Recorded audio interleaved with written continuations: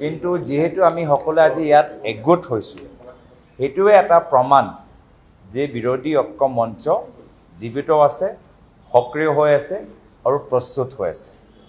ভিতৰ কথা মই বাহিৰত ক'ব নোৱাৰোঁ, কিন্তু আমি যিমানবোৰ কথা আমি পাতিছোঁ, এই কথাটো খুব পজিটিভ আৰু আমি দেখিছোঁ যে আমাৰ লক্ষ্য আমাৰ আহা বিধানসভা নিৰ্বাচনত।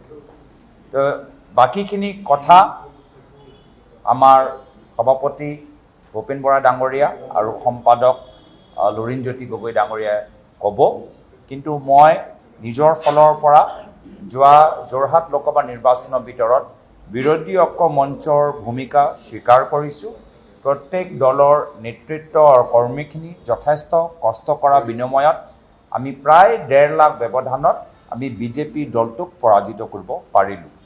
আৰু আকৌ মই কৈছোঁ যে আমাৰ আজিয়ে মিটিং এটা ইংগিত যে বিৰোধী ঐক্য মঞ্চ জীৱিত আছে, সক্ৰিয় হৈ আছে আৰু ভৱিষ্যতৰ কাৰণে প্ৰস্তুত হৈ আছে।